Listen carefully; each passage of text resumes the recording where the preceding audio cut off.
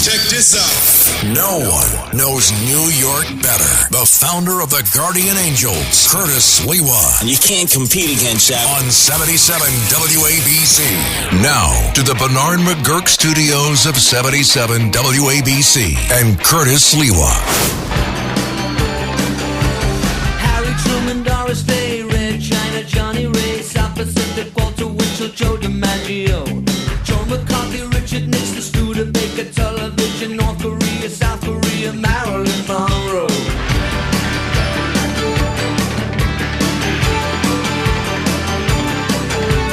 Rosenberg, H-Bomb, Sugar Ray, Panmunjom, Randall, the King and I, and the Catcher in the Rye, Eisenhower vaccine, England's got a new queen, Marciano, Liberace, Santayana, goodbye. We didn't start the fire, it was always burning since the world's been turning. We didn't start the fire, no we didn't light it, but we tried to fight it. Joseph Stalin, Alan Cobb, Nasser and Prokofiev, Rockefeller, Campanella, Communist Bloc, Roy Cohn, Juan Perón, Toscanini, Dacron, Gengen, Food Falls, rock around the clock. Einstein, James Dean, Brooklyn's got a winning team, Davy Crockett, Peter Pan, Elvis Presley, Disneyland, Bordeaux, Budapest, Alabama, Khrushchev, Princess Grace, Peyton Place, trouble in the Suez. We didn't start the fire, it was always burning since the world's been turning.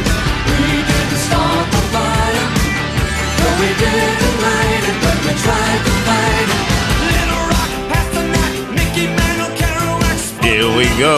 It's the 2-hour extravaganza, the Rip and Read, the Deep Dive, conducted by Nancy Sliwa, as we take you up to the Animal Welfare Hour, 10 to 11.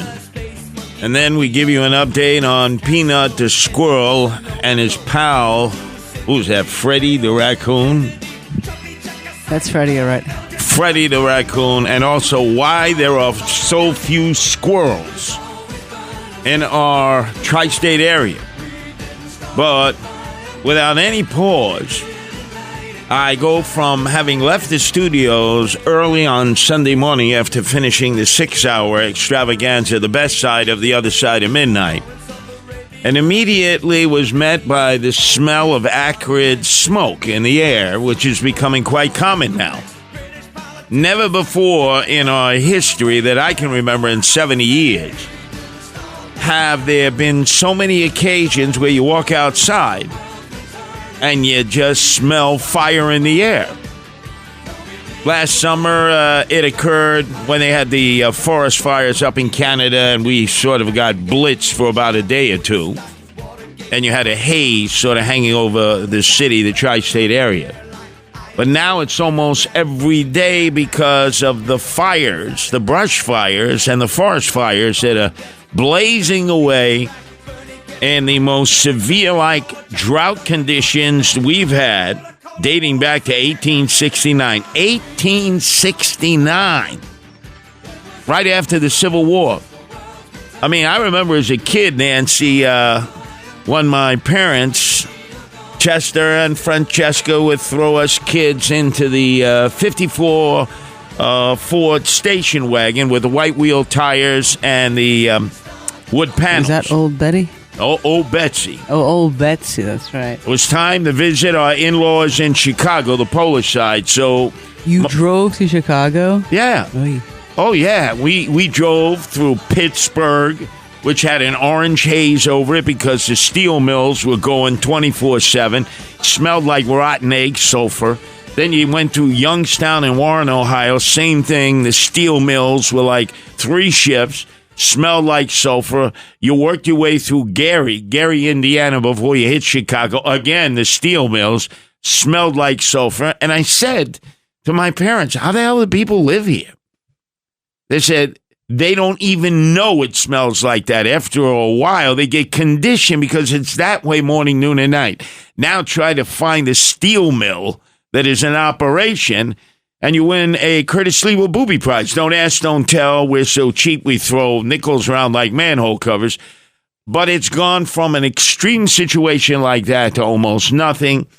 And yet now you can smell, especially in the morning, going through the evening, the residue of whatever brush fires or forest fires were taking place.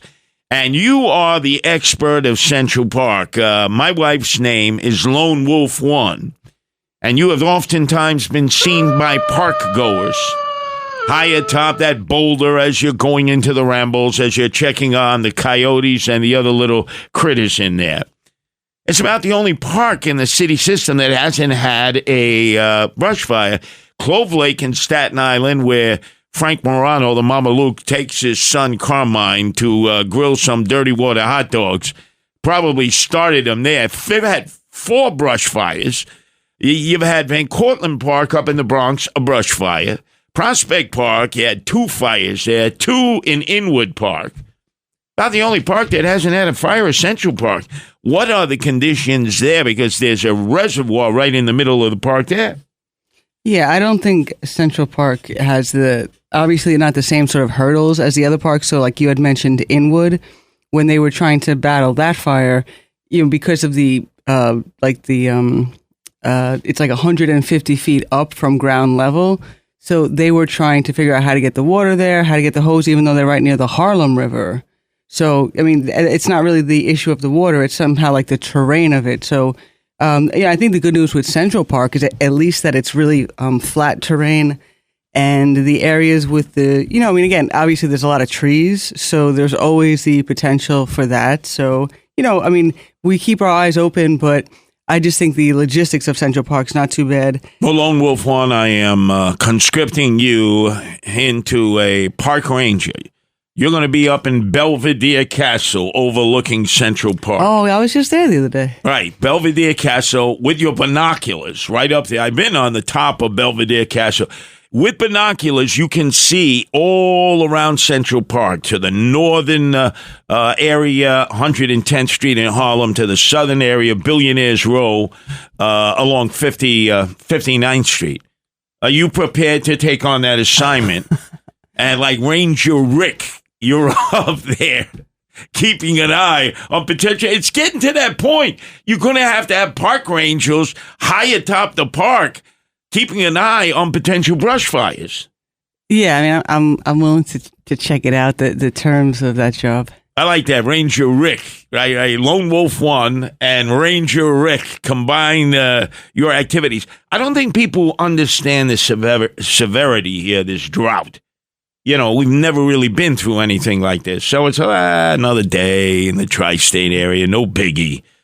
So this is what is required here. Are you prepared to take these draconian measures, Nancy? I'll let you know. Because unlike yours truly, who occasionally I crack open a hydrant, I just douse myself down when it's even too much for me to go without taking a shower. You have to have shorter showers, fewer loads of laundry. You realize you leave a faucet open to brush your teeth or to shave or wash your hands.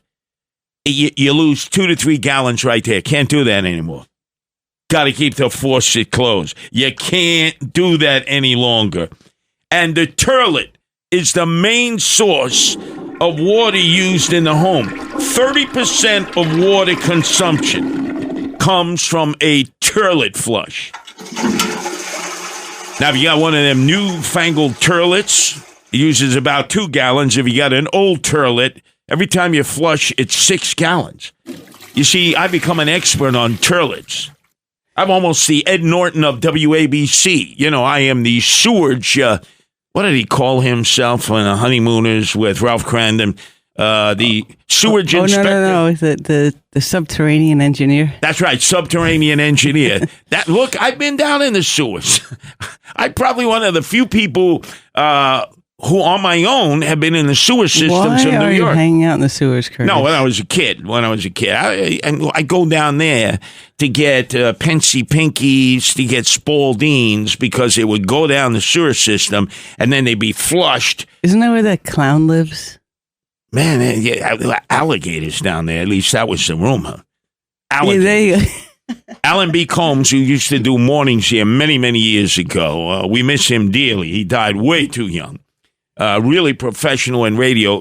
Did the TV advertisements advertising the old WABC. He goes, I'm up here on the observation deck of the Empire State Building to see if there are ants up here. That was the sort of urban myth. Then he did one down in the sewer system. He was down there to see the other urban myth if there were alligators down in the sewer system. Were there? Apparently, some sewer workers. What was Ed Norton again? What did he describe himself? Subterranean engineer. Subterranean engineer. Apparently, there was some who said there were. You know, people used to go down to Florida when I was a kid. They go down Old Tobacco Highway, and they'd stop along all these small towns along the way. And then when they come back up from Miami Beach, North Miami Beach, they would be selling these little baby alligators in little boxes with a hole in the top. You figure, oh, how cute. You bring the little baby alligator home. You put it in the tub. After a while, your mother says, it's no longer a little baby alligator. It's getting pretty big here. And the next thing you know, they'd flush it down the toilet. They'd take that alligator, flush it down the toilet. The alligator would survive and thrive in the sewer system because it would survive on all the sewage. Surge, you see, toilet and surge. Got to get your terminology right. People around here, it's like they just don't know how to talk. Sometimes I don't understand what they're saying, and they clearly don't understand what I'm saying. So maybe one day, since we got married in Howe's Cavern, which was, what, a good 60 feet below surface? Yeah, I think so. And it had that latrine running through, or they called it a tributary.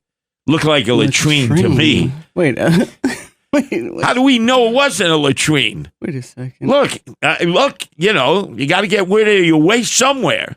No, it was not a latrine. It could have been a latrine. How do you know? It looked kind of brownish to me. It certainly was not. Looked kind of brownish and yellowish to me. A little brackish. You can trust that it was not that. Don't worry. So we got married up in Howe's Cavern, which is like 60 feet below ground. When it was 110 degrees above, it was like in July, very hot.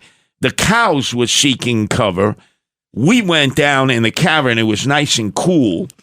But I could have sworn it was like not a latrine. It was not a latrine. No. Well, anyway, the point is we take all of these things for granted. You know, sewer systems, drought restrictions, showers, flushing the toilet, you know, modern day conveniences.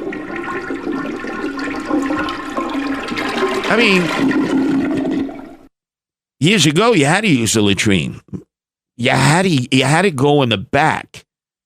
Right? My mom explained it to me when she was the 13th of 13 kids. You had an outhouse. You didn't have a flush. You do know that. You know what an outhouse is. Have you ever been in a rural area where you had to use an outhouse? I've never used an outhouse. And in order, you know, there's no toilet. Although I've used a Sunoco bathroom, which I think is pretty close. Okay, Sunoco bathroom. I'm surprised you don't have Ebola flesh-eating virus. Who says I don't? Any of those service stations, Ooh, they're bathrooms. horrible. Oof. My God. Yeah, when you have to take one of those keys that looks like it's infected, like, no. Exactly. I don't want that key. And then you got to hold your nose when you're in there. You're like, okay, let me make this quick. And it never flushes. And there's no paper anywhere. Never. Well, see, that's what an outhouse is. No paper, except my grandfather used to go to the vegetable stand, the fruit stand, and they would cover the peaches with this little paper that would come in. And he would pay for a few of those papers, and they would hang them on the wall of the outhouse, and you would use that to wipe your duper, your tuchus. And there was no freaking water in the outhouse. We got to go back to old-time ways, natural ways, holistic, homeopathic. I'm surprised that screwball RFK Jr. hasn't suggested that we all start using outhouses in order to preserve the desperately needed water in the reservoirs. I can see you're not a buyer of that, are you, Nancy? No, I'm not into that. So we have these fires. We're not used to fighting fires nationally because they're more used to fighting fires, forest fires out on the West Coast, California, Washington, Oregon, down in Utah, Nevada, those areas. Boy, they have some that really blaze away. Colorado. They're running out of firefighters at a perilous time. Nobody wants to be a firefighter any longer in the forest to fight the forest fires. as you pointed out, our FDNY, they're about the best you can get. Mm-hmm. We're finding it very difficult to fight the brush fires in Inwood Park because of the incline, 150-foot incline off of the parkway. What they call the Joe DiMaggio Highway, the Hudson Parkway. Yeah, and then what's happening too is because you have a lot of like the older, taller trees there. They're so weak now. It's like they're very brittle. So during these fires, they were actually falling and almost hitting the firefighters. So it's becoming very dangerous for them to even fight the fires. And I am telling you, if I were in charge, I would impose massive draconian restrictions. Have a bucket of water. You know what you do in the bucket, right? No. It's not what you think Matt plays. It's how you wash your clothes. You wash your clothes in the bucket. You make sure you put a little, everybody uses Tide now. You know, those little Tide. It's like, that's a commodity in the street. You can sell those Tide balls. You know, you can sell Newport menthol cigarettes. It's like currency in the streets. And you can sell Tide balls, right? Is that right, Jonas? After you came down Valentine Avenue, after you did your what was that? Your Bible teaching this morning in your school in the Bronx. If I was standing on the corner with Newport menthols and Tide balls, right? I could get mad money right there on the corner, right? If I had a hefty trash bag filled up with Tide balls, man, I'd be making mad money. So we're going to restrict your use. You got to wash all your clothes in that one bucket. You rinse them off in another bucket, and then you hang them outside on your fire escape, outside of your window. You do it old school style. Mm-hmm. I mean, this is what they used to do years ago. Don't freak out. Adapt. Old school ways sometimes are the best ways. I can guide us through this drought. I can guide us through these fires. I can guide us through these toilet restrictions because I have inherited the mantle of Ed Norton. What was his position again? Subterranean engineer. In the old Honeymooner series with Ralph Cramden. Yeah. And I can teach you twice a day. That's all you need to flush. Remember, 30% of your water consumption is in the flushing of the toilet. 2 gallons for a new, what they call, those fancy, dancy, low flush toilets. And the old school toilets use 6 gallons. AM, you're entitled to 1 flush. PM, you're entitled to 1 flush. That's it for the rest of the day. Just keep the lid down. Mm-hmm. Isn't that what you tell me all the time? After you use the bathroom, put the lid down. I mean, how many times a guy's told, put the lid down, right? I mean, so now there's a reason to put the lid down after you use it. The biggest problem. Wait, how does that conserve water, putting the lid down? No, but it's what guys don't do. How does that change anything? You're living in a house, right, with your wife. What's the biggest beef that your wife generally has with you when they go and they use the same bathroom? How come you didn't put the lid down? Am I right or wrong?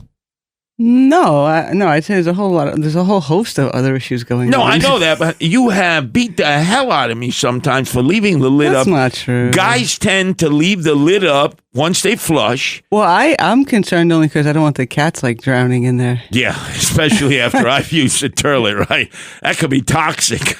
Oh my God, there could be no escape from that. Like the Gowanus Canal. That's right, toxic. So, ladies and gentlemen, I am deputizing myself. Nobody around here knows how to deal with these kind of things, to be honest with you. We've never dealt with this before. Again, I can't stress it enough in the tri-state area. This is the second longest rainless streak that we've had dating back 155 years to 1869. Who are you going to trust when you want to put out these brush fires in the parks and in the forest, and when you need to conserve water? And by the way, New York City closed that tunnel supplying half the water because this is the most amazing statistic in the world. 36 million gallons a day leak out. No. It's a year. No, a day. No way. I'm telling you. Okay. You trust me. Now, I can't say I've been in the aqueduct. The aqueduct, which goes up to the Catskills, it goes up to the Mid-Hudson Valley where we have our water near the Delaware water supply. Mm-hmm. It was built based on the way the Romans built their aqueducts, where everything rolls down. You know, it's like everything that goes up must come down, right? What subject matter is that, Sir Isaac Newton? Physics? Physics, that's right. Whatever goes up must come down. That's reverse osmosis.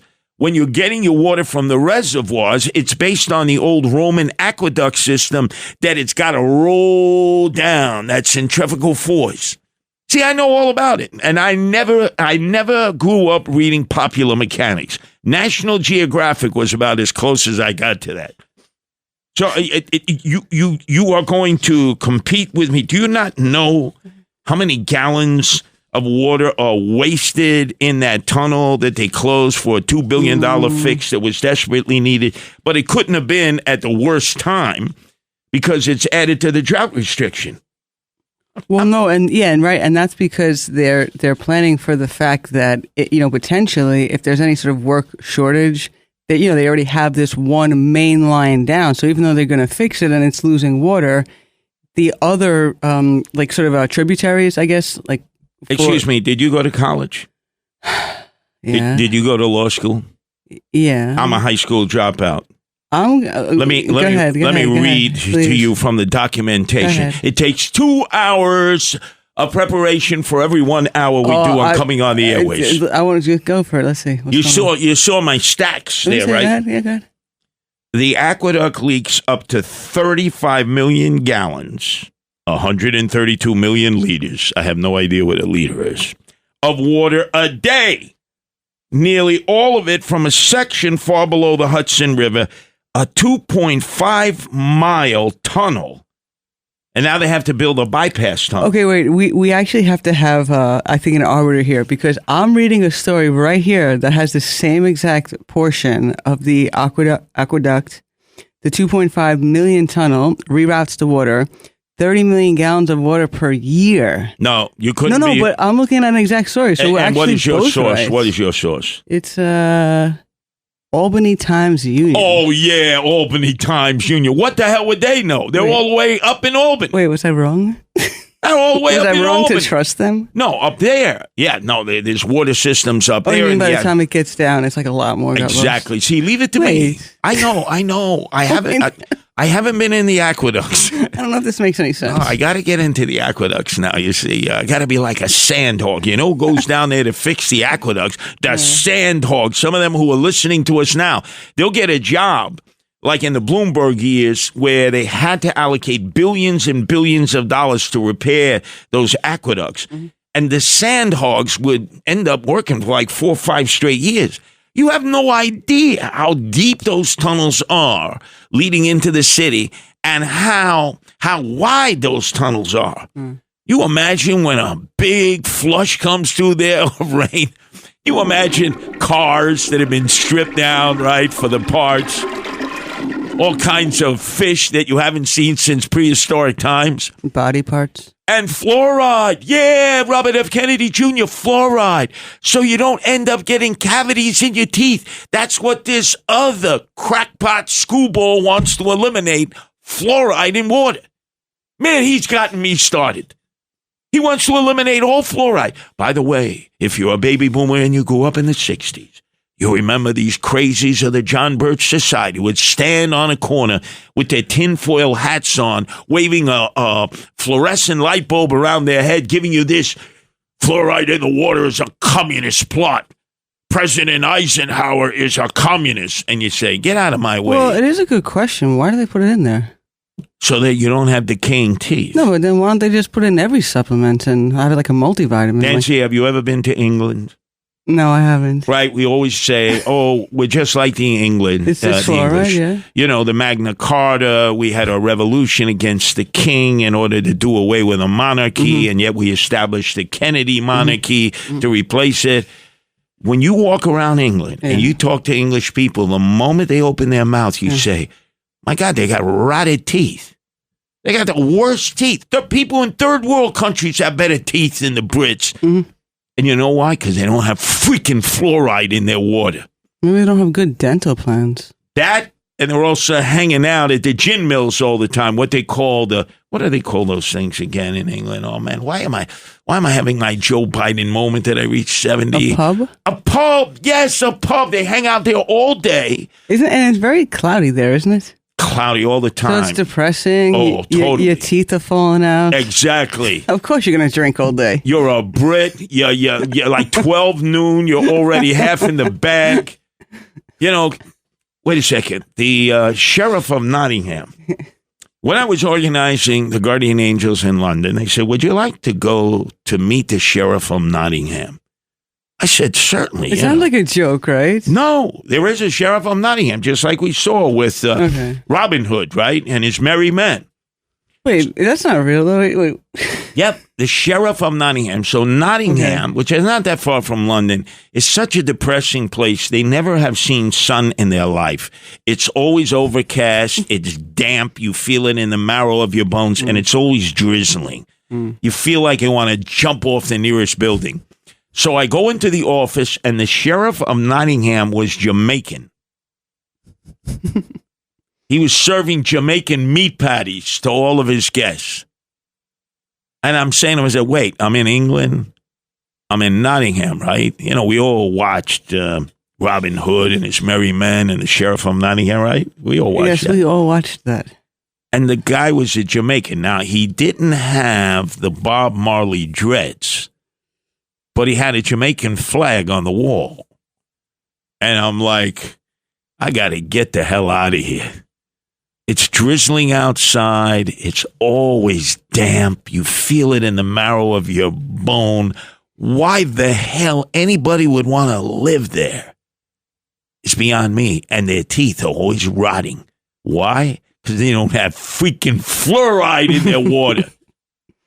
You want to go live over there, RFK Jr.? Please do me a favor, you crackpot, you screwball. Going to give you an update on here. Remember he said that fast food is poison? Yes. Mickey D's, Kentucky Fried Chicken. Yes. So he actually said in a podcast last week, this is right before the president of the United States, Donald Trump, nominates him to be the secretary of HHS, whatever the hell that means. And he does a podcast, and they ask him, well, what do you think of the president's diet? Oh, that's poison. Mm-hmm. He's eating, McDonald's, Big Macs, fish fillets, supersized fries, and naturally his Diet Coke. So he's on the plane coming from Mar-a-Lago yesterday. He's going to the UFC fight with Trump and his entourage. They're sitting there, because it's like Trump Air One, so they actually have a table. There's the president. There's Elon Musk. There's Donald Trump Jr. There's RFK Jr. And what are they eating? McDonald's. You fake, phony, fraudulent fugazi. We'll give you more of that at the end of the 2 hours before the animal welfare. But I believe that I should be appointed by Kathy Hochul or half in the bag Murphy in Jersey, because the fire started there and bled over to New York. What is the name of what Ed Norton's position was? Subterranean engineer. Why not? Honorary subterranean engineer for New York and New Jersey, since I've actually spent some of my life in sewers. I think I know that part of the subterranean world pretty well for a layman. I'm not going to compete with the Ed Nortons of the world for a layman. We're all very proud of that. When we come back, speaking to Kathy Hochul, congestion pricing back. She said, I've done you a favor. Instead of $15, it's $9. She actually said that crap. And oh man, it's been nothing but hell since. This will destroy Manhattan below 60th Street. That's a guarantee. WABC. Eden Memorial Chapels understands Jewish funerals can take many forms. Some are Orthodox, while others are more conservative or of a Reformed nature. There's no one better. With services close to all New York and New Jersey cemeteries, Eden Memorial Chapels offer fair and balanced pricing and can provide easy transfer of you and your loved ones to Israel. While you're grieving, they're here to take care of all the details so that you deal with less bureaucracy and have more peace of mind. Go to EdenMemorial.com. That's EdenMemorial.com. Talk Radio 77 WABC. Check this out. No one knows New York better. The founder of the Guardian Angels, Curtis Sliwa. And you can't compete against that. On 77 WABC. Now to the Bernard McGurk studios of 77 WABC and Curtis Sliwa.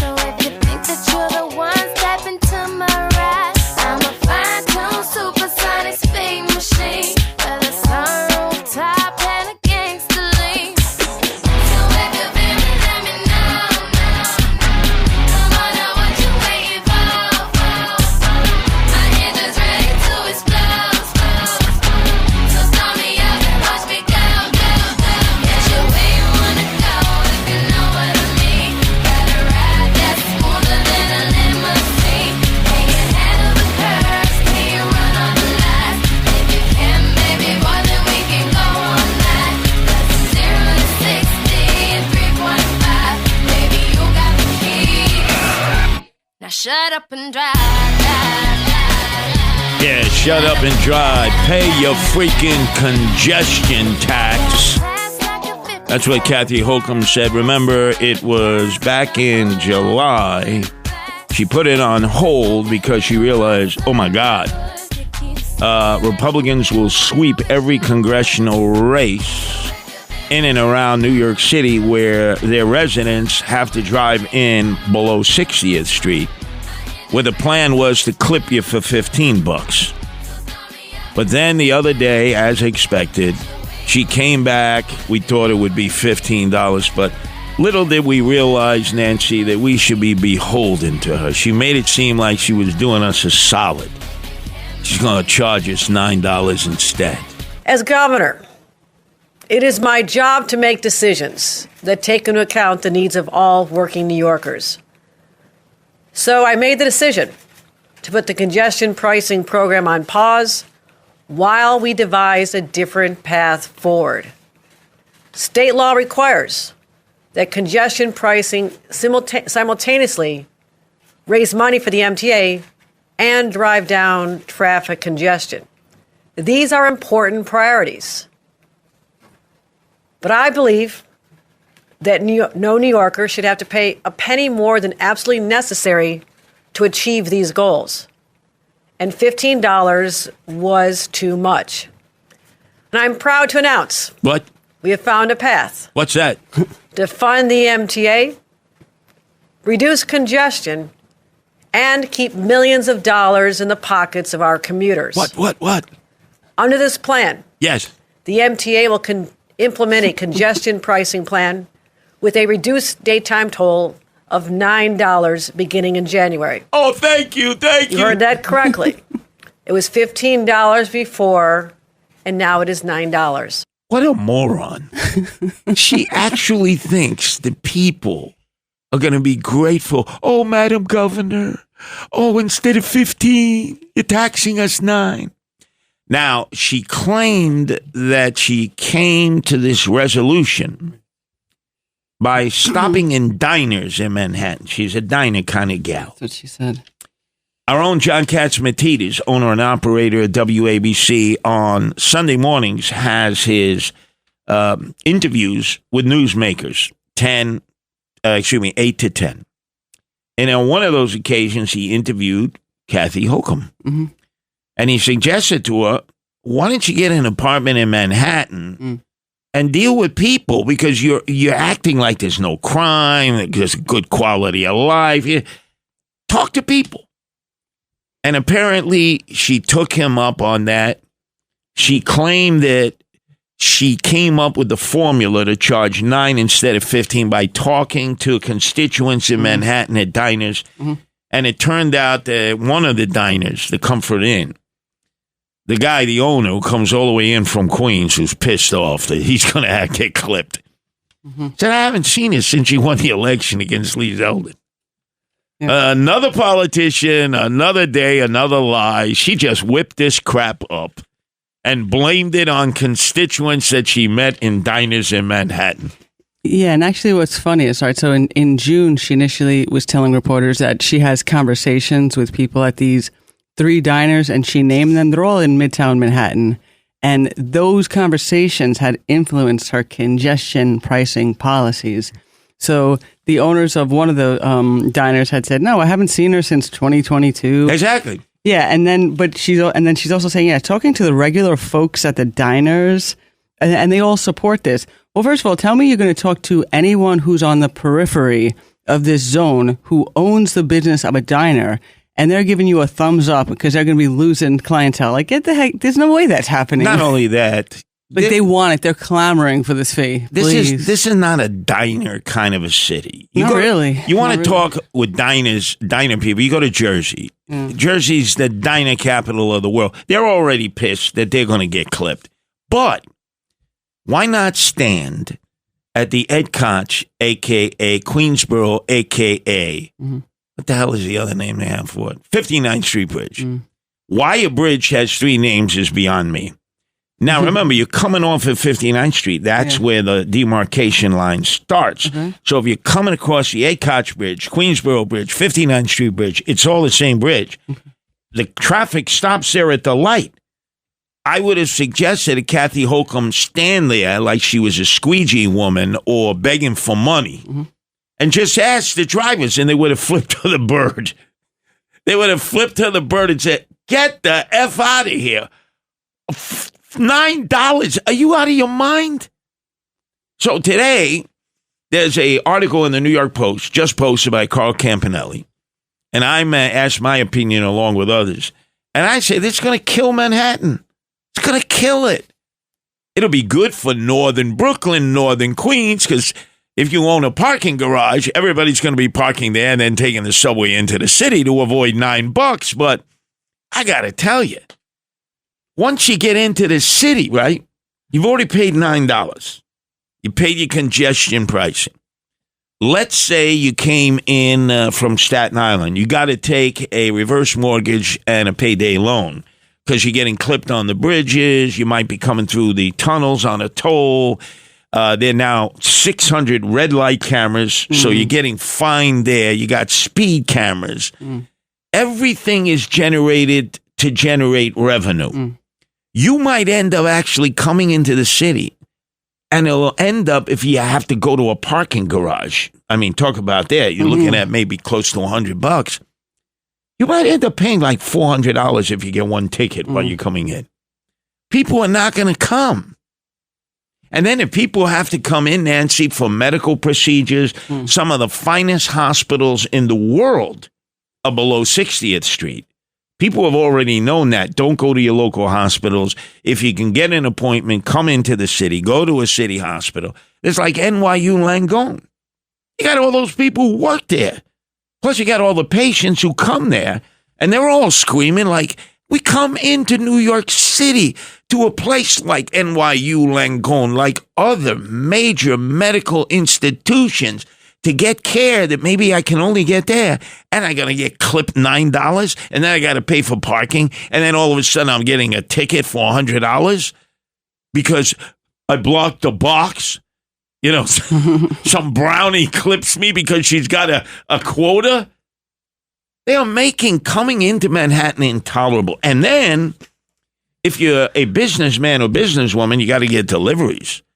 $14.40 for a regular truck, $21.60 for a tractor trailer. I mean, come on. You know who's going to be paying for that? The consumers. This makes no sense. Now, think of it, Nancy. Yeah. Let me take you on a little bit of a time machine. The only time I ever had anything nice to say about Sheldon Silver, a.k.a. Meyer Lansky, a.k.a. Hyman Roth, was the day he sat in a room with Michael Bloomberg. Bloomberg's responsible for this. You suck! Oh, Bloomberg, get out of here. He's the one who wanted congestion pricing in 2007. Jeeves, I'm a billionaire. Just pay the congestion pricing. It won't have any impact on us.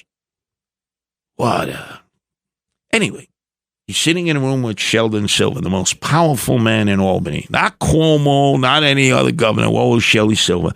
And Shelley Silver did what John McCain did. Remember when he got out of his sickbed in Arizona and he came on the floor and cast his vote in the Senate to preserve Obamacare? Remember? And he went thumbs down at Donald Trump.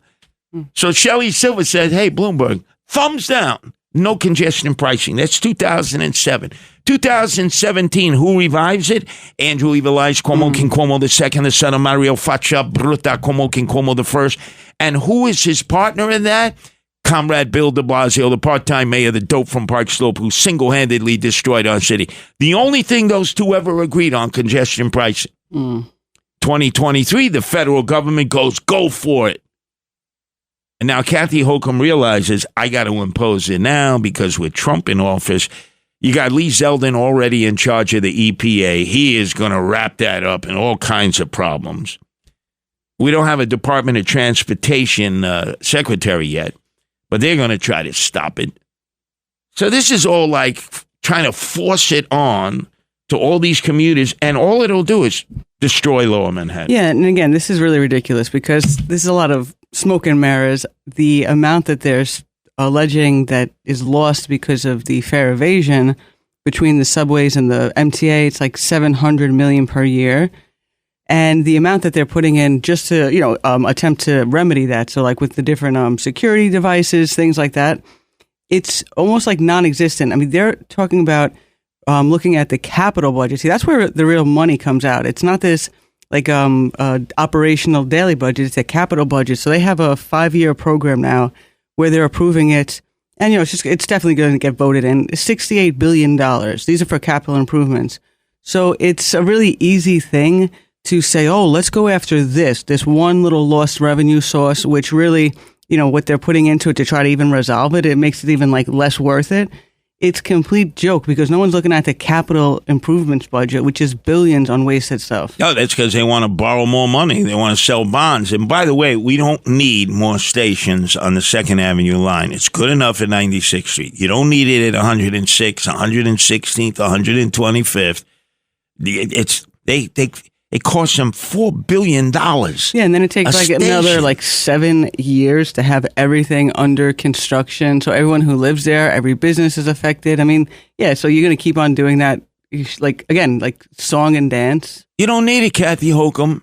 By the way, Hochul, when's the last time you were in a diner in Manhattan? Come on, be honest. According to the one guy, he hasn't seen you since you beat Zeldin. 2022, yeah. Madonna, what a piece of work. Up next, this will make you cry. We have a Department of Education, I say the acronym is dumbest organization ever, whose budget is $39 billion out of a city budget, New York City, of $119 billion. So that's a good third. Teachers have to reach into their pockets to buy supplies for the kids. It averages about $1,000 a year. How can that be?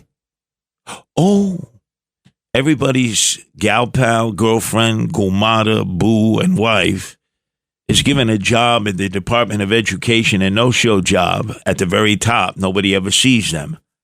But the teachers who have sometimes an impossible job just keeping control of a class don't even have supplies, and they got to pay for it out of their own pocket. This is a disgraziata. This is a shanda. Right here on your place to be, the expanded Rip and Read featuring Nancy Sliwa, yours truly, on WABC. WABC. Talk Radio 77 WABC. New York's talk station with the king of New York. Curtis Sliwa, 77 WABC. Now to the Bernard McGurk studios of 77 WABC and Curtis Sliwa. Teach your children well. Their father's help did slowly go by. And feed. Love this song, Crosby, Stills, Nash and Young. And you actually saw them in concert, right? I did. Where at? Beacon Theater. The Beacon Theater. The other night, we saw people coming out Oh, yeah, it's a big in crowd. droves. When we came here, Nancy joins me Saturday in the wee hours in the morning on the better side of midnight, the other side of midnight, Sunday mornings from 12 to 2. And as we worked our way over, the Beacon Theater was packed, letting out. And we saw people who were avoiding taking the subway, which is right there at 72nd Street. I know, yeah, that's true. No. we'll Uber. Yeah, but there are no cabs. Doesn't matter. We'll wait here. How long are you going to wait here? I ain't taking the subway. Where'd you grow up? I grew up in Brooklyn. I always took the subway. How come you're not taking it now? Are you crazy? It's just a normal conversation with New Yorkers. But speaking of New York, it has been known for years as the largest public school system in the nation. There, are over 1 million students, endless numbers of public schools and junior high schools and high schools, and a hell of a lot of teachers and teachers' aides and assistants, but we're short by about, believe it or not, 18,000 teachers. 18,000. But packed at the top with people that nobody even knows in the administration. When you ask, who are they, what do they do, nobody seems to know. Now, the headquarters used to be the old Board of Education at 110 Livingston Street. When Rudy Giuliani was mayor, he said, we should blow that up off its foundations. Oh, my God, everybody had a heart attack. But he was right. It was inefficient. It was bureaucratic. There was so much patronage. There was, at that time, a Board of Education in which each borough president assigned a person there. The mayor assigned a person. It was chaos. Then the state legislature gave mayoral control to the mayor when Bloomberg went up to Albany and bribed everybody up there, because that's all he ever did. You know, he believed everyone has a price. And he knows politicians, they always got their beak in the trough. They always want to be wine down the parking line. So he bribed them. And we have it now. But now the Department of Education, which it was renamed, dumbest organization ever. This is what the acronym stands for. They moved their headquarters to right behind City Hall, the old Tammany Hall, which was the epicenter of corruption in New York City. Boss Tweed, right there. Hasn't missed a beat. May have changed the name, may have changed the organization that's housed, but my God, the house of corruption. So, the budget alone for the Department of Education, dumbest organization ever, is $39 billion. The overall budget in the city of New York is $119 billion, although every day it grows because of the generosity that we, the taxpayers, have to fork over for the illegal aliens, the migrants. But it's 1/3. Teachers have a tough job in the public school system. A lot of them can't even control the classroom because the kids know there are no ramifications. Nobody's going to be expelled. Nobody's going to be suspended. You basically can create a chaotic situation in the classroom, and the teacher has no recourse but to suck it in and deal with it. Because even if they go to their shop steward of the UFT, Union of Failed Teachers, nothing happens. So I'm going through the expenditure list. Nancy, do you know how many of the mayor of New York, Eric Adams, he's best known as the G&G guy. He should have G&G on his baseball cap. Grift and graft. From now on, I'm going to send him a baseball cap because he always likes to wear different caps. You know, FDNY, NYPD, Mets cap, Yankee cap, remember, combined. How about G&G, grift and graft? A number of the top echelon have no-show jobs. They happen to be the wives, the gumadas, the girlfriends, the friends with benefits, the booze of some of the top men who work in the Adams administration, starting with the mayor himself. We mentioned the woman that he always alludes to, Tracy. Lives in apartment 22H in Fort Lee. Yeah, it's been proven. I was right.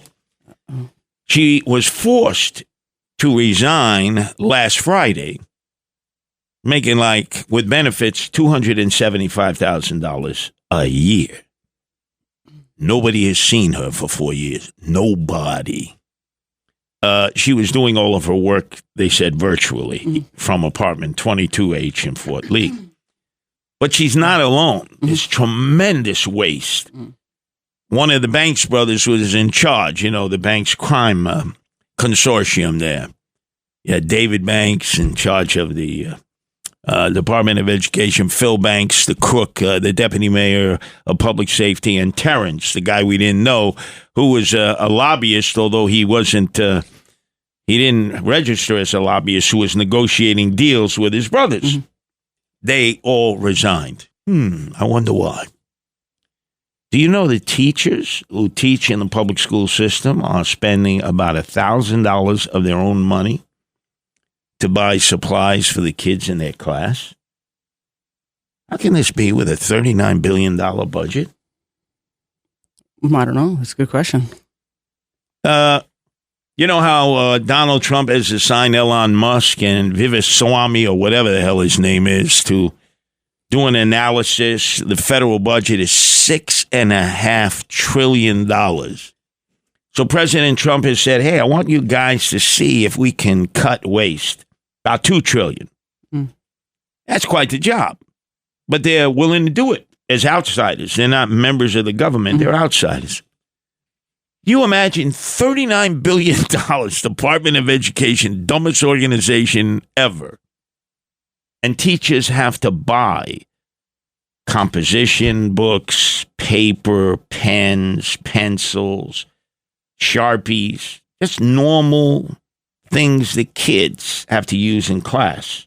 Yeah, but I'm actually kind of floored that the starting salary is $72,000. That seems a bit excessive. Well, it went up. It used to be like 52. It's very difficult to get people who want to be teachers. They're 18,000 short. Not because they don't have good benefits. And, if they become tenured after a few years, they can actually take a year off trial. Yeah, right. The problem is they know what the classrooms are like. Yeah. They're out of control. They can't get young men and young women who go and get their, I guess it's a graduate degree and then bachelor's in teaching to want to work in the public school system in New York because there is total chaos in the classroom. And remember, you got to be DEI specific. You have to wear the keffiyeh. Remember, you got to wear the keffiyeh come to class. It's like so left. If you're even in the middle or on the right, you're persona non grata. So they're 18,000 teachers short. And the other reason is they find out, you're probably going to have to pony up about $1,000 out of your pay to buy basic supplies for the kids in the classroom. And the new teachers say, why? It's a $39 billion budget. Shut your mouth. Don't ask any questions. Mind your business and go back into that classroom. Check this out. No one knows New York better. The founder of the Guardian Angels, Curtis Sliwa. And you can't compete against that. On 77 WABC.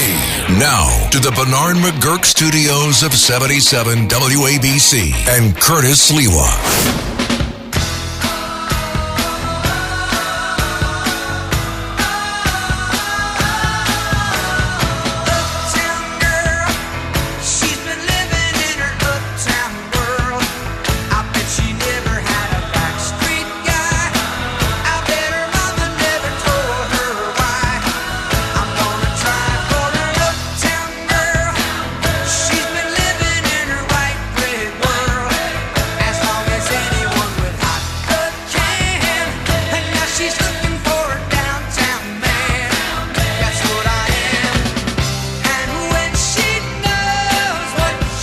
Remember this video that accompanied this Billy Joel song, Nancy, where he was on his Harley with his leather jacket. And you like motorcycles, right? I do. I restricted Nancy, no more motorcycles, and I promised no more helicopters. I won't go up in helicopters. You won't ride motorcycles. By the way, what kind of motorcycle did you have? Oh, let's see, Honda CBR. Oh, man, that's a speed bike. Mm-hmm. Yeah, not on these roads. Are you kidding? I've seen people in cars purposefully try to wipe out motorcyclists. Well, if they're psychotic, maybe. Well, what do you think New York and New Jersey drivers are? Oh, that's true. You try to take any of the asphalt from them, the next thing you know, you're in a ditch. And then also, you got oil spills all over the place. Well, no, you're right. So the things that you got to be concerned about is the random potholes out of nowhere, the gravel, and the fact that there's these like tractor trailers that have no ability to see you and then just turn randomly into your lane. Yeah, that's always fun. Yeah, so we came up finally with an agreement because Nancy really loved to be on a motorcycle. She hated the fact that on occasion I'd go up in a helicopter. I think I want to renegotiate this agreement. Wait a second. No. Hey, who's going to take care of the cats? No, but it's presuming something would happen. Well, something always happens to people on motorcycles. I mean, look at our own Chad Lopez on our bicycle, right? Our freaking bicycle. Our Capo de Tutti in charge of Red Apple Media, our parent company. He got smashed up on a bicycle. It almost killed him. In fact, he was leaving WABC. He was like little Pee Wee Herman on the bicycle. I said, you better be careful because he's like a speed demon. Next day, he comes in all busted up. Oh, gosh. That's on a bicycle. Well, yeah, but you're wearing a lot of equipment when you're riding on a motorcycle. Yeah. Sure. I'm sure that helps. It does.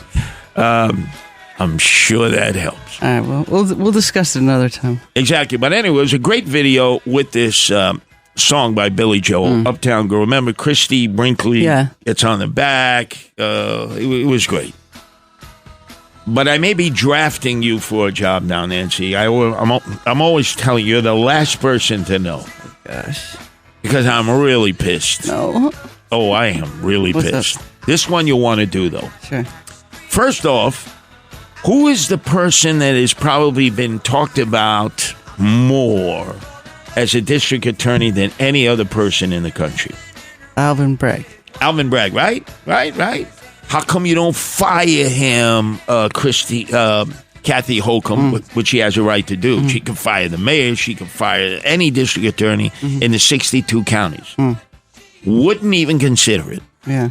Remember when he first came into office, he ran against 7 different Democrats in a primary to replace Cyrus Vance, who'd been chosen by Morgenthau from Seattle to replace him. Although I remember he had a brutal primary against this judge. I'm trying to remember her name.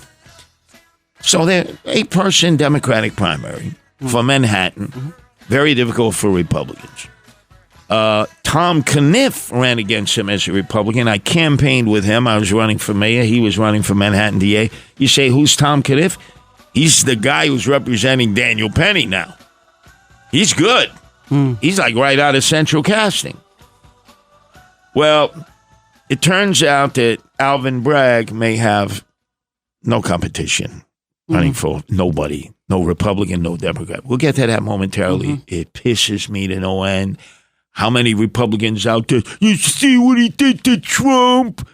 You see what he did to Trump? So far, not one Democrat is going to challenge him in a primary.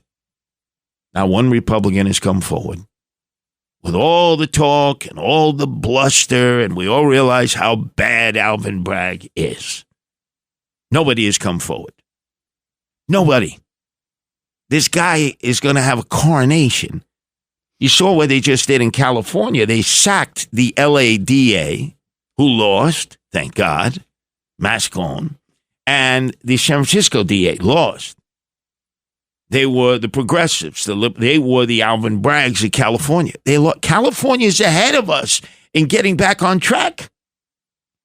Give you an idea how bad Alvin Bragg is.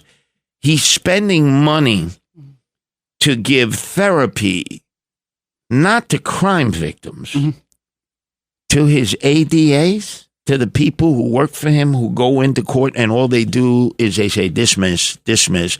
No bail, dismiss, no bail. That is stressful. So what exactly is he doing for all of his staff members? Well, he has a new program. It's called Vicarious Trauma and Wellbeing Plan. What? Yeah, Vicarious Trauma and Wellbeing Plan. What's the acronym on that? That's like an alphabet soup.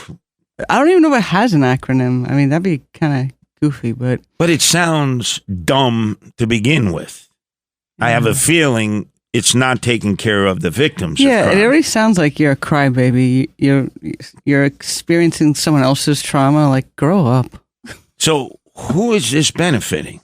Well, apparently the 1,300 people who work in his office, they're very traumatized by the job they have. So, this is part of a program for them so that they can be less traumatized. All right. To a degree, I can understand that. You're working with turn 'em loose Alvin Bragg. You never get to prosecute anybody. I don't think it's that type of trauma. Right. You basically stand in front of the judge, say, we're not prosecuting. No cash bail. No. It's a murder. The judge says, it's a murder. Well, let me go back to Alvin Bragg and find out that much I can understand. So he's spending money to take care of those people who work for him that he feels are traumatized. Working for Alvin Bragg, I can see how you're traumatized. Yeah. But there's no money spent on the victims of crime because they don't get any justice from Alvin Bragg. No consequences for criminals. Victims are afraid to ID the criminals because there's no protection for you from the DA's office when all of a sudden the thugs are the thugettes. They now know who you are. Hey, we know who you are. Can't wait to bust you up because guess what? No cash bail. I'm free. Thank you, Andrew Evil Eyes Cuomo. Oh, by the way, who started that? Was that Andrew Evil Eyes Cuomo in 2017? That's right. How quickly he wants us to forget that he is the reason we're in the mess that we're in. In America, you are still innocent until proven guilty. And that's whether you're black or white, that's whether you're rich or poor. We're going to end the cash bail system once and for all. We're going to do it in New York, and we're going to do it this year. Yeah, you destroyed the state. And Alvin Bragg has become his disciple. Now, there is another caveat here. Sure. The caveat here, I think, Nancy, that if you had to sit, now you've never been an ADA, you've actually been a defense attorney in Brooklyn, 100 Skimmerhorn Street. That's true. But if you had to be an ADA in Bragg's office and you had to sit there with families of victims or victims, look them in the eye and tell them how the thug will walk. That can be pretty traumatic. Time and time again. It's like, the guy raped. The guy burnt. Was an arsonist. The guy's a drug dealer. The guy was selling fentanyl, killing people, and they walk. So nothing for the victims. Nothing for people, if they do come forward to testify, who are then being threatened by the thugs. None of that from Alvin Bragg, right? Nothing. Ugats, bupkis, right? Right? Yeah, I mean, and let's face it, if you have some sort of trauma, you can, use your own medical insurance and see your own psychologist if that's what you want to do. I'm not really sure how it becomes it's bad enough that they are holding kids' hands in schools and having all of these, sit down things, let's talk it out moments. But now you have fully functioning adults who are in their job, and we need to actually hold their hands too. Of course, snowflakes. Look, there's snowflakes in college, there's snowflakes in law school, and they graduate into the DA's office, and instead of being rough and tough, they're snowflakes. But now, the crime in Manhattan has skyrocketed. Just listen to Bobby Bacala recently with Sid Rosenberg describe what it's like to just visit the land of Alvin Bragg. Are you confident that New York will be back? He says it's back already. No, I think we're doomed. Really? I'm not confident at all. I think we're finished. I think it's so broke it can't be fixed. Really? That's what I see. When I took a walk. I mean, I walk all over the city, you know that. But for some reason, I wind up on 8th Avenue. You go from 8th Avenue, you walk up there, you're in hell, man. You're in hell. Go like from 34th Street, 33rd Street, 32nd Street, up to 57th. You're in hell. It's true. The junkies, it's horrible. the There's homeless. Junkies, there's beggars, there's junkies, there's migrants. I mean, you know, we're giving the migrants money. We put them in a hotel, we give them phones so they could rob us. They're here to rob us. They're not here like our ancestors to do better and to make better lives for themselves. They found a bunch of suckers, and we're it. And apparently, the person who can prosecute these people who commit crimes that Bobby Bacala has described, Alvin Bragg has chosen not to prosecute them. I repeat, first day in office, he issued a memorandum of all the crimes he was telling the ADAs, no prosecution. You tell the judge we're not prosecuting. And every chance you get, you let them know, no cash bail, no cash bail, no cash bail. You don't even fight for bail. You don't do any of that. We saw the period of time that President Donald Trump had to schlep in and out of court, Bragg's court, right? Ridiculous. Ridiculous. There's nobody to run against them. The election is next year. Look how many people have said they're going to run for mayor. There's nobody. You understand, ladies and gentlemen? All these people who complain about Bragg, they're fugazis. Fugazis. They're Democrats who don't like Bragg. Don't like him. He ran against 7 people last time. Mm-hmm. Many of them were like him, hopelessly liberal, progressive, socialist, pro-criminal. Some were not. He won, barely. He won because of ranked choice voting, barely. So you would think there'll be a Democrat out there, like a moderate Democrat, who'll say, I'm going to challenge him in a primary. Nope. And the Democratic Party leader, Keith Wright, the former assemblyman from Harlem, is quoted in this Post article Carl Campanelli wrote, saying, he's the best. There's nobody who could be better than Alvin Bragg. And nobody is challenging me. He says, nobody has come to me and wants to primary him on the Democratic side. Then you say, well, clearly we got to have a Republican who's risen up, right? After Trump was pounded away every day in court. Yeah, right. With all the shoplifting, with all the crime skyrocketing, with no prosecutions. With the case of Jose Alba, the bodega worker who ended up being put on Rikers Island by who?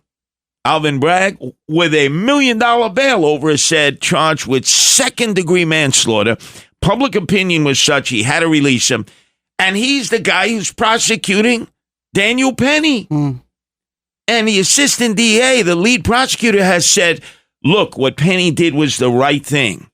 He just choked them too long. So now they want a second-degree manslaughter charge. And Al Slim Shady Sharpton, who loves Alvin Bragg, wanted a murder charge along with AOC, not just for Daniel Penny, all out crazy. They wanted it for the 2 Good Samaritans who helped him hold down Jordan Neely. The Bragg side of the case is over, the prosecution. The defense begins. Again, Tom Caniff is the lead attorney for Daniel Penny. He's really good. He's right out of Central Casting. I spent a little bit of time with him the last time I was running for mayor because he was the Republican candidate for DA. He would have made a great DA. Do you know at this moment there are no Republicans running? Haven't even suggested they want to run. Alvin Bragg, we'll run. So I'm looking at you, Nancy. I see that. You're an attorney, Esquire. That's true. You ran against Tish James for Attorney General of the state of New York on the Reform Party line. You got more votes than our candidate, Molinaro, who ran for governor against Andrew Evil Eyes Cuomo. Correct or not correct? That's true. Nancy, I'm going to ask you, as a resident of the Upper West Side, where we see the chaos of Bragg the most, if if they can't come up with a Republican to run against Bragg, and they're running out of time, petitions are in February, will you be ready to stand up and run and save Manhattan and take on Alvin Bragg? Yes. See? So let me let all GOP members out there know, I know Manhattan you consider is lost. It's like one little speck of red, Knickerbocker Village down there in Chinatown. That was the only red district that came in for Trump. It's all blue. It's the bluest of blue boroughs. Nancy, you're ready to run, right? Very ready. You're still registered in the GOP, right? That's true. Okay, you voted for Trump? I did. You voted for him every election, 2016, 2020, you and your NRA card. I mean, it's a personal choice, sure. Okay, so you're pissed off at what Alvin Bragg did to Donald Trump. Well, that I am, yeah, that I am. He's useless, yes. A lot of Republicans are pissed off, right? Mm-hmm. How come none of them are running? That's an awfully good question. They talk a lot of trash. Yeah. We got to get rid of them. Well, run against them. Run against them. There's an article in today's New York Post, Carl Campanelli. Read it. Not one person is challenging him. Not one Democrat. Not one Republican. He's going to have a coronation. So if none of you Republicans scrape the barnacles off your backside, get your rear in gear, Nancy's running. She's a resident of Manhattan. She's an attorney in good standing. She ran against Tish James. Got more votes than Molinaro, who ran for governor on the Reform Party line. There's so many Republicans. They're all hot air. Yeah. Yeah, they go to UFC bouts. Yeah, they flex. Yeah. But now it's time to get into the pit. Get into the ring of fire and take on Alvin Bragg. And apparently none of them are willing to do that, Nancy. Hey, just to encourage any of you out there, I'll campaign with you. I'm pretty damn good at retail campaigning. You won't have to be out there on your own in places that maybe you're afraid to go, like Harlem or Washington Heights or the Lower East Side, where the only Republican they've ever seen is Abraham Lincoln on a $5 bill. I promise you, I'll be there with you. But if nobody steps up and challenges Alvin Bragg, either as a Democrat or independents, Cuomo whacked all the third parties, but still, you have Conservative Party. I haven't heard of anybody running on the Conservative Party line. Nope. They're all talk, ladies and gentlemen. They're all talk. And now I'm smoking you out. It is now November. Petitions are going to be collected in February. If you don't qualify to run, you can't run. Let's see, that's November, December, 3 months. By now, somebody should have emerged, right? But they're all good at talking. That's why I say I don't trust any politicians. None of them. Because they've added to global warming climate change. They spew so much hot air, like talk show radio hosts like me and all of my colleagues here, that it's causing global warming and climate change. Politicians and talk show hosts. So you on, GOP. You don't come up with a candidate. Somebody who can actually inhale and exhale and has a pulse. Then your candidate is going to be Nancy Sliwa against Alvin Bragg. And you know something? That'll be one hell of a race. WABC. Talk Radio 77 WABC. New York's talk station with the king of New York. Curtis Sliwa, 77 WABC. Now to the Bernard McGurk studios of 77 WABC and Curtis Sliwa.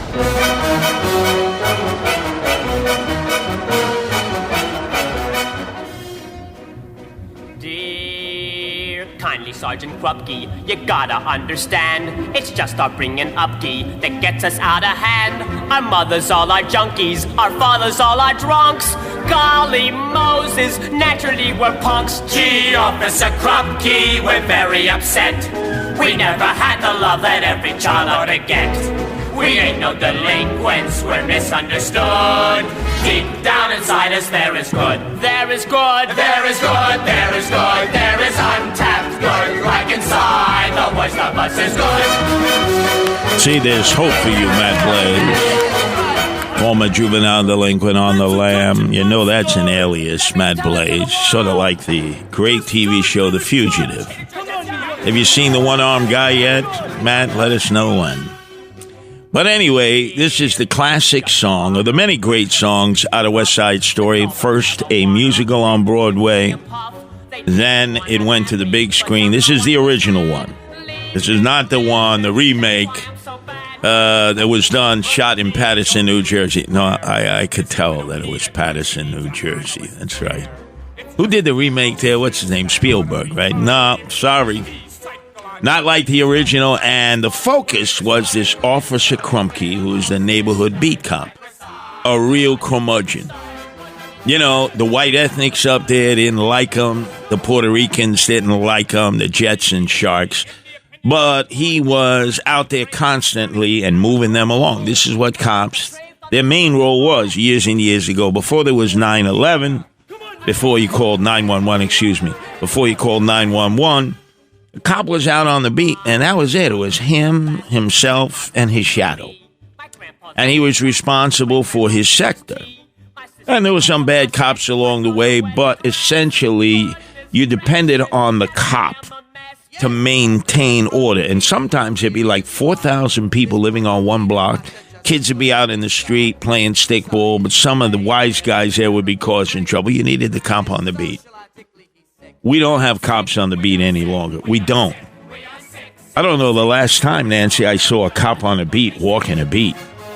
It's almost like non-existent. When's the last time you actually saw cops walking a beat where you could tell they weren't just going to and from a food run or walking to the precinct, you know, because it was shift change, but there was an actual beat for them? No, I can't remember. Well, first of all, they don't have enough cops. There's only 32,500 cops. We need a minimum of 38,000 to function in a city like New York.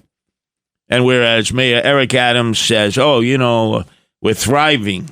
We're thriving. We're not surviving. We're thriving. And, you know, crime is down. Every month he claims crime is down. Nobody thinks crime is down. Nobody. Because the cops are not making arrests. You know, you could say crime is down. But it's worse. There is no leadership. One time, this police department was considered the greatest in the world. I don't think so anymore. You know how I know? If you're out in the streets, you can see it. The other morning when I finished doing the show, I must have stopped as I was walking to the apartment on the Upper West Side and talked with about 18 different uniformed cops. All blue shirts, not white shirts, because they have immunity, and, you know, they're not going to say anything because, you know, they don't want to jeopardize their status. God forbid you have an opinion. But the guys and the gals in the blue shirts who were either in their cars or they were going to and from a location, and I stopped and I talked with them in the subways and in the streets. I asked them one simple question. Hey, who's your police commissioner? I don't know. If we weren't doing talk radio and we weren't involved in dealing with news, we wouldn't know either. It's a guy named Donlin. Nobody knows him. Formerly with the FBI. You know, who knows this guy? You couldn't pick him out of a lineup. The only thing we heard about this guy is 2 weeks after he got appointed by Eric Adams, after the disgrace of the Caban crime family got wiped out because they all resigned. Well, exactly, Eddie Caban, the police commissioner. Donlin gets appointed, and the FBI raids his house and takes his files. But Donlin, don't worry about it. Don't worry. This has nothing to do with the grift and graft of the Adams administration. What, you had your own issues? And then most recently, we heard about him because his executive chief of staff, this guy Tariq Shepard, gets into a fight with him at the marathon. A fight with the police commissioner. Now, what do you think would have happened to this guy if you start fighting with the police commissioner? What do you think should have happened, Nancy? Well, I mean, obviously reprimanded in some way. Suspended, right? Maybe fired, maybe busted in rank. Nothing. He was just put back as his executive chief of staff. The mayor said, no big thing. Oh, wow. No big thing. That's because Donlin is a person of no consequence. Yeah, I think I saw some official statement where they were trying to minimize it by saying, no, everyone's just exuberant doing their job. Like, what does that mean? He's a police commissioner. Look, they're exuberant. The guy gets into a fight with the police commissioner, and nothing happens there because... It's almost like as bad as boys will be boys. Yeah, boys will be boys, right? That's perfect. Perfect analogy. Yeah. So we have a police department in complete chaos because they don't know who's in charge. I mean, let's get serious now because everybody, they have a knee-jerk reaction. We are the greatest city in the world with the greatest police department. That is no longer correct. I hate to disappoint everybody. That ain't true.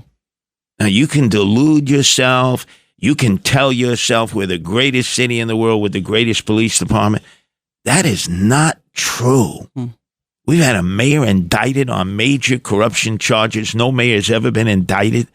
Look at the streets. Empty stores, homeless people emotionally disturbed, shoplifters, packages being stolen, no arrests. It's chaos.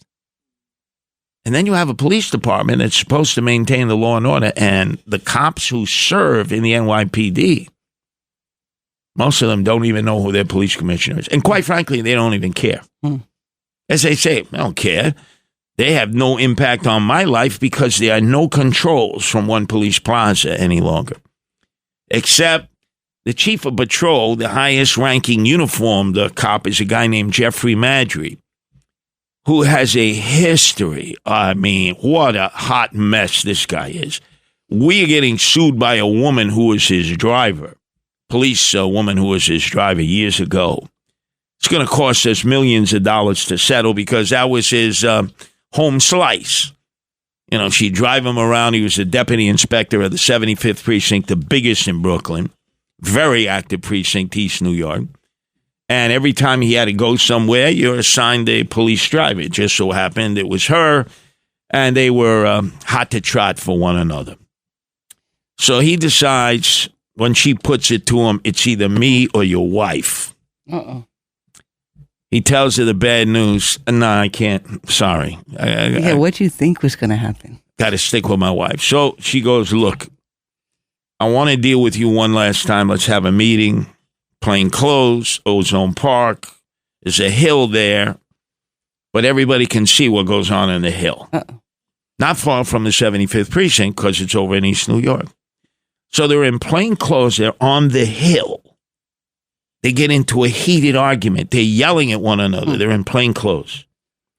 She pulls her police revolver and aims it at his head. What? Now, the good people of Ozone Park, did they ignore it and say, mind your own business? No, they call 911. Cops come rushing in. Police cars, cops from everywhere. Freeze, freeze, freeze.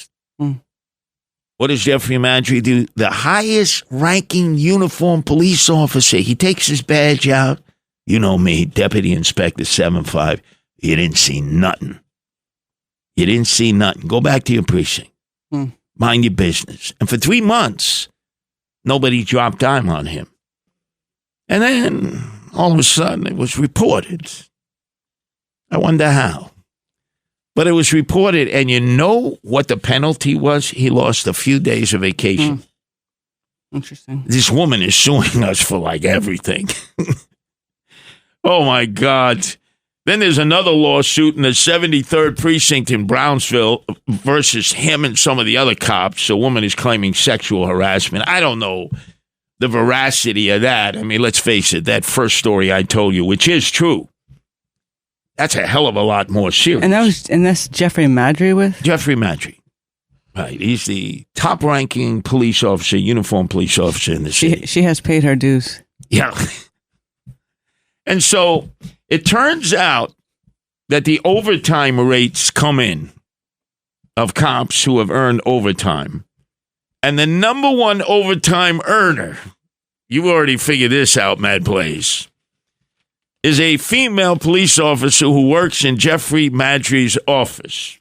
All she does is she does paperwork, even though she's a cop. How much did she make? $403,000. Dang. $403,000. Oh, boy, look at her. And she clocked in at 12 hours a day, 6 days a week. Yeah, right, sure. Yeah. You think she was a friend with benefits? $400,000. And how do you explain that? How does this guy still in the police department? Oh, it's Eric Adams, homeboy.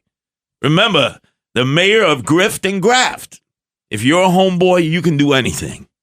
And Jeffrey Madry does that. He has other members in his staff who have earned overtime. And then there's Chief Shell, who's auditioning to be on one of the cable news channels. He's got 1 foot out the door. Everybody loves him at WABC because he gives good interviews. He does. So he's ready to bolt. And they got people in his office making over $100,000 in overtime alone. Who's managing the police department? This is incredible. $1 billion worth of overtime. And remember, it was Comrade Bill de Blasio, the part-time mayor, the dope from Park Slope, who single-handedly destroyed the city that we love, who signed the bill that was passed by the city council, the socialist city council, that defunded the police department by how much? $1 billion. So they basically took $1 billion in overtime, gave it to all their cronies, and never bothered to put back the $1 billion they took out of the budget. Yeah, and the overtime for this woman was also enough to pay 3 independent cops' salary. So her overtime was the reason that 3 cops can't be working. She doesn't patrol, right? No, she doesn't. She's all inside, like you said, paperwork. Yeah, paper cuts. I guess those are the injuries. You know, she's going out on disability from all the paper cuts she has, you know, from stapling and unstapling the paperwork. This is so obvious. Nobody else is talking about this. Oh, you know, we have the greatest police department in the world. Number one, no, we don't. Sorry, we have no leaders in the police department. We got this one guy, Daughtry. All he talks about, drones. No, how about men and women? We need cops. And then, let me finish off in probably was the most embarrassing thing ever to happen to the police department, other than the French Connection, when millions of dollars of heroin was stolen out of the police custody. The police academy, you've seen it when we've gone to College Park. State-of-the-art, magnificent. Right along Northern Boulevard there, you can see it next to the New York Times printing facility. It's an industrial area. There's nothing around it. So Antifa raided the police academy 2 weekends ago, desecrated it, vandalized it, burnt an American flag. They got access to the roof. They rappelled off the roof. They left the ropes there. No cops were on duty. And guess what? The cameras didn't work like the cameras in the subways. How did the cameras not work at the police academy? And nobody was called out. Nobody. You didn't. Well, you know, I'm sorry. You know, who was in charge of the police academy? Security. That's it. Sorry. Find another job. No cops doing security there. None of the cameras worked. Apparently no drones either. And no arrests since. And it's almost like it disappeared. That's a stain on the police department. There are men and women out there working hard. Do you know the biggest problem I find in talking to cops, again, who don't know who their police commissioner is that they're forced to work 12-hour shifts, actually patrolling, not sorting paperwork like this. Well, what is this woman's name there? Friend of Jeffrey Madry? I think it's Katisha Epps.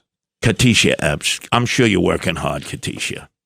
$400,000. What a disgraziata. And remember, 19 years in, that's how her pension is going to be determined by the last years of your civil service. So she's an earner, $400,000. Start thinking of the pension credits. What is a pension going to be like? Wow. Figure half, right? And a free boat of benefits till the day she dies, her and her family. Not a bad job. Yeah, right. I guess if you're a friend with benefits, we're the ones giving you the benefits, right? This needs to be investigated. This is an outrage. You think the mayor, Mayor Eric Adams, king of grift and graft, is doing anything about it? No. Because Jeff Madry is a homeboy of his. Mm-hmm. Did anything happen to Tariq Shepard, who had a fight with the police commissioner and nobody knows? No. It's like, eeny, meeny, miny, mo. Who's in charge of the police department? Who's in charge? I don't know. If you would have asked an average cop who's the shot caller, they don't know. Imagine you're involved in a paramilitary organization in which you don't know who's in charge of the police department, and your own police academy has been attacked, vandalized by Antifa. Antifa's bragging about it all over the country. Look at what we do. They have video. They have photos. Look. And you say, police, do you have photos of it? Do you have a video of it? No. How come? Well, the cameras weren't working. Really? What about your drones? No drones. What about actual cops on the prep? No, we didn't have any.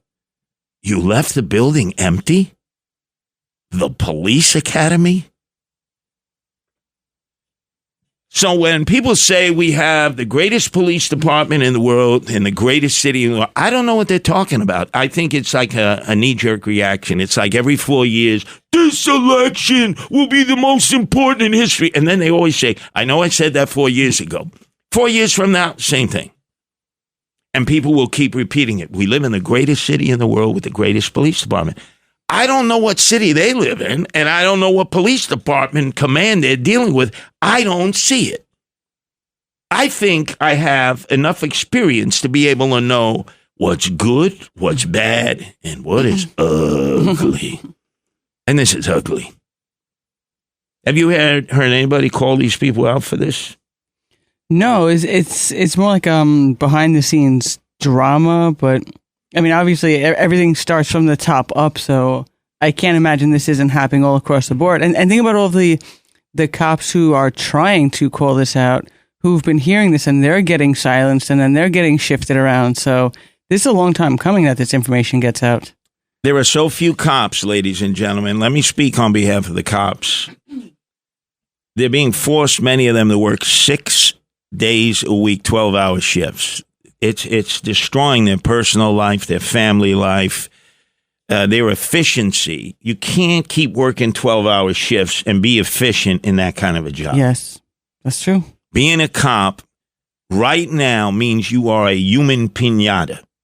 People curse you, they spit at you, they hit you, they get away with it. There are no consequences. Imagine you got to go through that 12 hours a day, 6 days a week. I don't care how much overtime they give you and they're paying you. Does anybody want to be treated like that? No matter. No wonder why so many are taking early retirement. So many don't want to join the police department because you are treated like a person of no consequence. Do you know a barista in Starbucks gets treated better than a New York City cop? Because you want the barista to get your order right. And you know if you give the barista grief, a little less whipped cream, a little less of a latte. So you're very nice to the barista. But you treat the cops like dreck. Thank you, Eric Adams, Police Commissioner of New York City and master of grift and graft. WABC. Talk Radio 77 WABC. Check this out. No one knows New York better. The founder of the Guardian Angels, Curtis Sliwa. And you can't compete against that. On 77 WABC. Now to the Bernard McGurk studios of 77 WABC and Curtis Sliwa. It's true. It's true. The Crown has made it clear. The climate must be perfect all the year.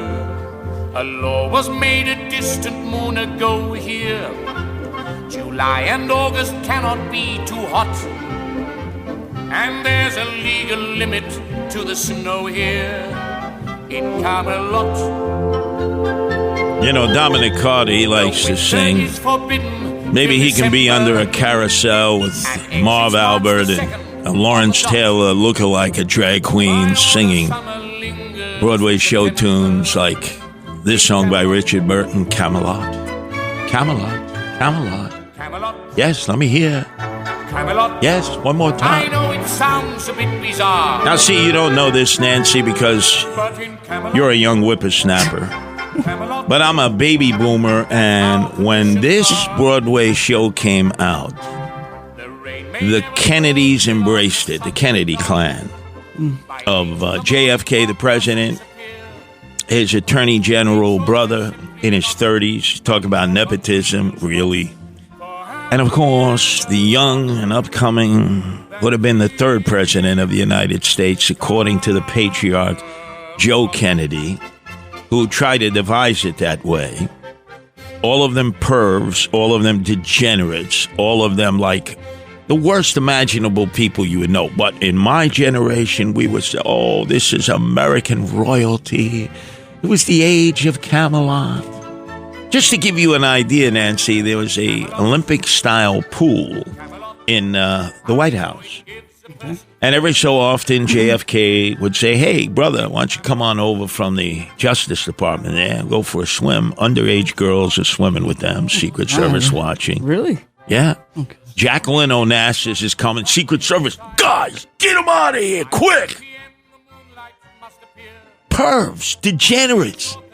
JFK sleeping with an East German spy, right? What? He's told this. And guess what? He said, mind your business. I'm going to continue sleeping with her. And by the way, I'm sharing her up with a mobster choking on his lobster. What? Degenerate. Yeah, degenerate. But they all love, oh, Camelot, oh, wasn't it wonderful?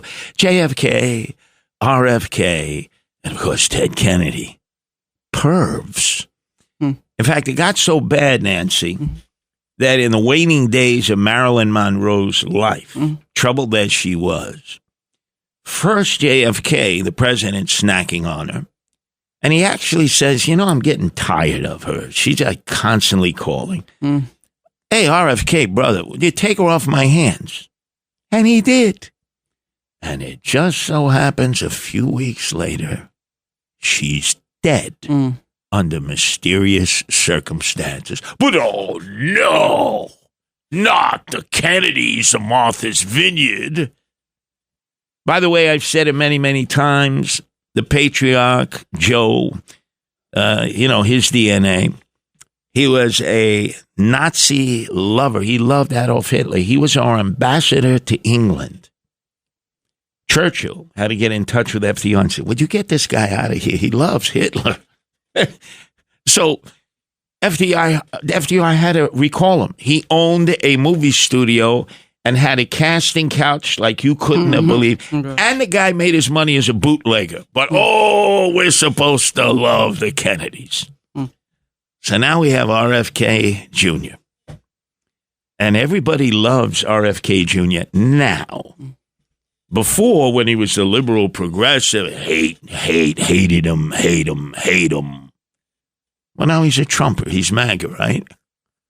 So if you've noticed, you see these pictures of him. He's 70 years old. I think he's a little older than me, about 2 months older. He's all buffed, And people look at him and say, wow, that's an amazing body. How do you do it? I eat good foods and I exercise a lot.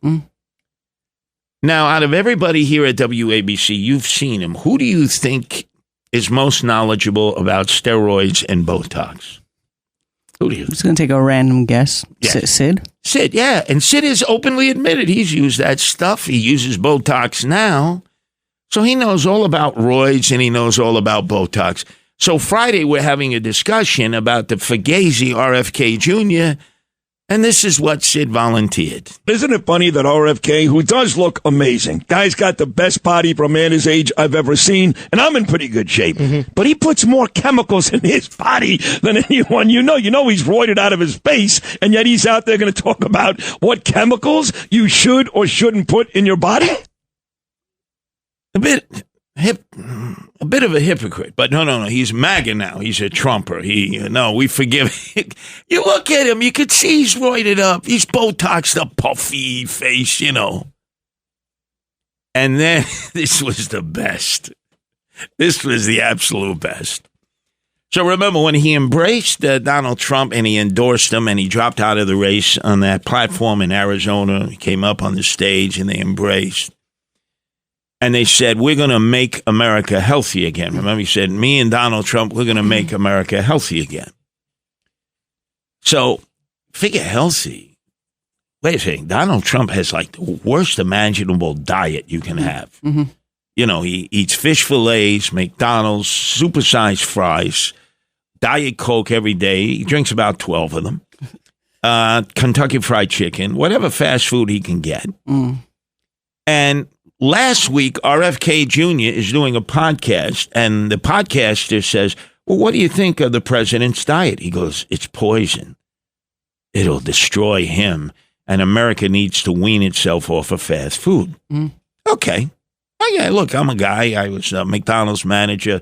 I barely eat fast food now. Recently, I broke my fast against fast food, and I tried the new Mickey D's Big Mac with chicken, not with beef. I liked it, but I'm not going to buy another one. I get it. It's okay. So the Trump entourage, they leave Mar-a-Lago Saturday. They're in Trump Air One, which you can see from the pictures that they took. They have tables. It's a working plane. It's not just you sit in a seat, like it's a passenger. It's a working plane. And they go into the UFC fight at Madison Square Garden, where they gave Trump a standing ovation, as he would get. That's his kind of crowd. That's macho, maniacal, testosterone crashing through people's craniums. And just guess who happened to be up in the front seats embracing the President of the United States? RFK? Nope. He was there. He was part of the entourage. There was Elon Musk. There was Tulsi Gabbard. They're all the people that he wants to appoint as secretaries of his cabinet. And there was Eric Adams. Wait. Yeah. What? Yeah. Oh. It was Eric. Now he wasn't a guest of the president. Lord, he wasn't part of his entourage. Oh gosh. But he was sitting in the front seat. Oh gosh. I guess he made an arrangement with Dana White, who's in charge of UFC, and he goes up, and they're hugging. Oh, my God. The president is talking to Eric Adams, and probably Eric is going, I need my pardon, please, I need my pardon. Look, what do I got to do, put on a MAGA hat? And the president probably said, don't worry, I got it. But the thing about that fake, phony, fraudulent Fugazi, RFK Jr., he's on Trump One, and they're sitting there at the dining room table that's on the plane. The president is smiling. His son, Donald Trump Jr. is smiling. Elon Musk and RFK Jr. And what are they all eating? McDonald's. And you see RFK Jr. with what looks like a Big Mac in his hand. It's like, what a sanctimonious hypocrite. But that's what Kennedys have always been. And I will tell you, if he somehow gets through the confirmation process, which I don't think he'll get through, you're going to have to put a monitor on him, because this guy is like constantly sexting women. He's got that Kennedy gene in him. He's chasing skirts constantly, nonstop. Speaking of that, the nominee for the Attorney General of the United States, surprise, surprise, Matt, I love jailbait Gaetz, Congressman of Florida, talk about Botox. At the Republican National Convention, this guy is a young guy. I think he's in maybe his mid-30s. No, really? Yeah, he's had a facelift and Botox. It looks like it's way beyond Botox. There's something else going on there. Well, you know who spotted that? Who is our expert on Botox, facelifts, and steroids? Sid Rosenberg. So, Matt, I love Jailbait Gates. Nice. They want to be the attorney general. He just so happens he retires from the House before the Friday where they're going to release the report on him, which ain't going to be good about him. And Speaker Johnson, who travels now with Trump everywhere, he's part of that entourage. He was at the UFC fights. He says, I don't want you to release the report when he's got to go through the confirmation hearing to the Senate. Why? What's in the report? Let us see. We're the citizens. We have a right to know. You want to make this guy the head of the Department of Justice, the attorney? And there are people afraid of criticizing Robert F. Kennedy Jr., screwball, and Matt, I love Jailbait Gates. Why are they so afraid to actually disagree with some of Trump's choices? Because they don't want to be off the Trump train.